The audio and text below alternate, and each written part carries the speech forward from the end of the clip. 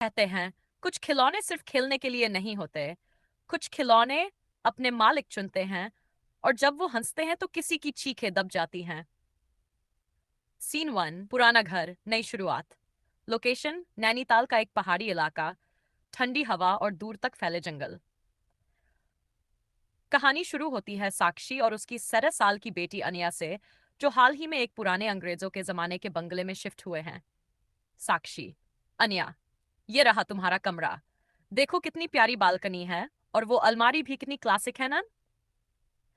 मम्मा, ये घर थोड़ा अजीब है, जैसे कोई देख रहा हो। हल्का बैकग्राउंड म्यूजिक। सीन टू, गुड़िया की पहली झलक।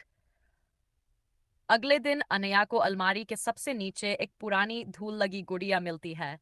बड़ी बड़ी आंखें, लाल रिबन और चेहरे पर अजीब मुस्कान। मम्मा, देखो मुझे गुड़िया मिली है, मैं इसे मीरा बुलाऊंगी। अरे वाह, बहुत प्यारी है। लेकिन अगले ही पल हल्की सी गुड़िया की हंसी की आवाज, जैसे कोई धीमे से हा कर रहा हो। सीन थ्री, रात की पहली हंसी। घड़ी की टिक टिक, और अचानक कमरे से आती एक धीमी हंसी की आवाज। साक्षी उठती है, दरवाजा खोलती है और देखती है अनिया गहरी नींद में है, लेकिन गुड़िया खिड़की पर बैठी है। साक्षी, ये यहाँ कैसे आई? तेज तेज हवाएं, खिड़की की चरमराहट और गुड़िया की हल्की हंसी। सीन फोर, गुड़िया का इतिहास। अगले दिन साक्षी गांव के एक बुजुर्ग से मिलने जाती है, जो उस बंगले का इतिहास जानता है। बुजुर्ग: ये बंगला अंग्रेजों का था। एक मेम साहब की बेटी एमिली, उसे अपनी गुड़िया बहुत प्यारी थी, लेकिन एक रात आग लग गई और लड़की उसी गुड़िया के साथ जलकर मर गई। कहते हैं वो आत्मा उस गुड़िया में बस गई है और हर बच्ची को अपना नया शरीर बनाना चाहती है। साक्षी: तो क्या? अनिया। सीन बार, अनिया बदलने लगी है।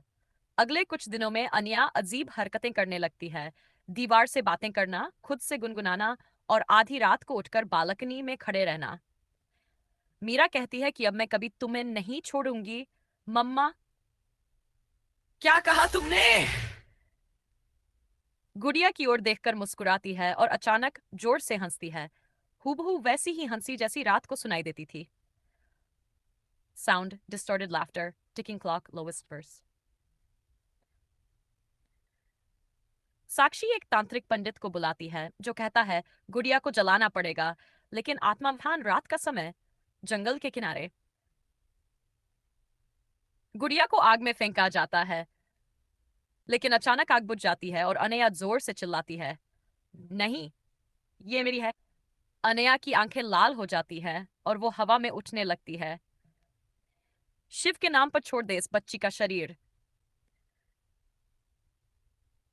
सीन सेवन, अंत या एक और शुरुआत। आखिरकार आत्मा तड़पती है और गुड़िया जल जाती है। अनया बेहोश हो जाती है। सब कुछ सामान्य लगने लगता है। कुछ महीनों बाद बंगला बेच दिया जाता है।